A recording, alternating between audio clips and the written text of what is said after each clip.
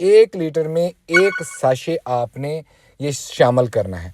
अब 1 लीटर पानी जो होता है ये तकरीबन 100 चूज़े के लिए काफ़ी होता है। इसके साथ इम्यून टॉन बड़ा अच्छा रिजल्ट देता है। तो कोई भी आपने इम्यून बूस्टर या विटामिन्स पहले पानी में लाजमी आपने देना है। अब ये फ्लशिंग कब कब करवाना ज़रूरी होता है आप दोस्तों के लिए। देखें, फ्लशिंग जो है अगर आप वीकली बेस पे पहले महीने तक चूज़ों की करवा लें, इसको करना क्यों ज़रूरी है, अगर नहीं करते तो इसके क्या क्या नुकसानात होते हैं। चाहे आप छोटे पैमाने पे 150 चूज़ा रखने जा रहे हैं। बिस्मिल्लाहिर्रहमानिर्रहीम, अस्सलाम वालेकुम दोस्तों, वेलकम टू पोल्ट्री आइडियाज़। उम्मीद करता हूँ आप सब दोस्त खैरियत से होंगे। आज की इस वीडियो में हम जिक्र करेंगे कि फ्लशिंग क्या होती है, किस तरह से की जाती है और इसको करना क्यों ज़रूरी है, अगर नहीं करते तो इसके क्या क्या नुकसानात होते हैं। चाहे आप छोटे पैमाने पे 150 चूज़ा रखने जा रहे हैं या फिर बड़े स्केल के ऊपर आप 500, 1000, 10,000 तक चूज़ा रखने जा रहे हैं, आपको लाजमी पता होना चाहिए कि कामयाबी से चूज़ों की फ्लशिंग किस तरह से की जाती है।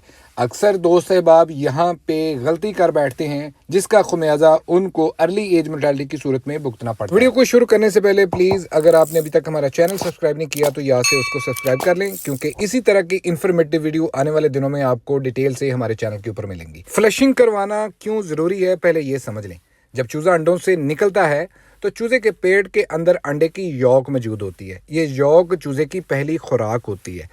जब तक आपके पास चूज़ा आ नहीं जाता, चूज़े को दाना स्टार्ट नहीं करवा देते, तो तब तक उसी यॉक को चूज़ा एज अ फीड इस्तेमाल कर रहा होता है।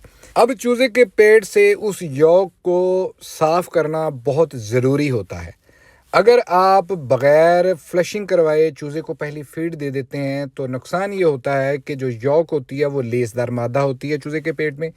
जब चूज़ा फीड खाता है तो फीड अंतड़ियों में, मैदे में वहीं पे स्टक हो जाती है, जिसकी वजह से चूज़े का निज़ामे इंहज़ाम डिस्टर्ब हो जाता है और चूज़ा प्रॉपर ना तो फीड लेता है और ना जो चीज़ उसने खाई होती है उसको बाहर निकाल पाता है।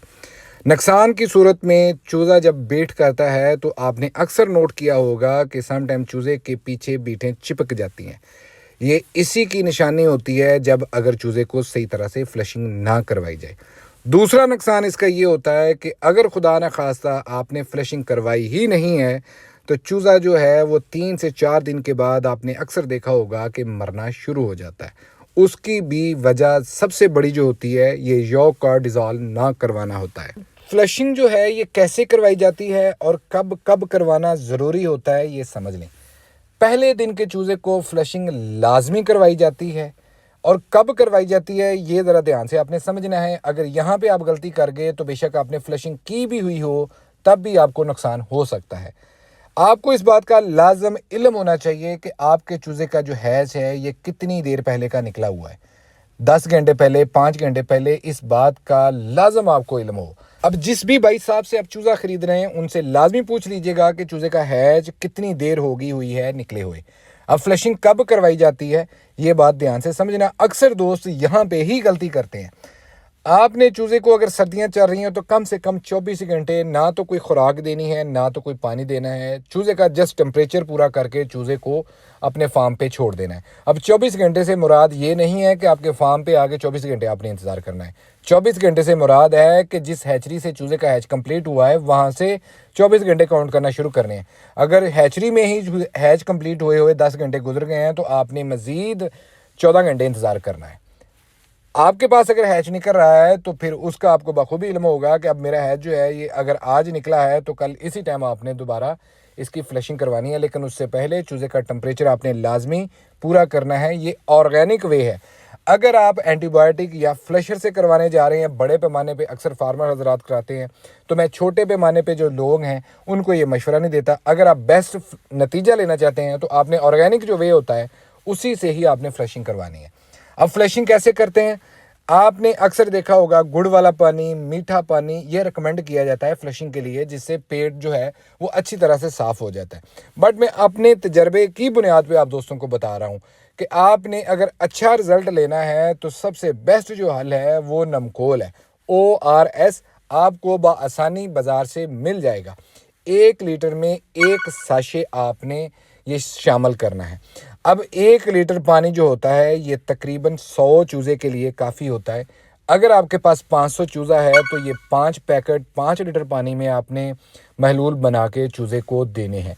अब कितनी देर तक ये पड़ा रहे तो ये कारामद होगा या अच्छा नतीजा देगा, तो उसके लिए कम से कम 5 से 6 घंटे चूज़े के सामने लाजमी ORS वाला पानी आपने पड़ा रहने देना है।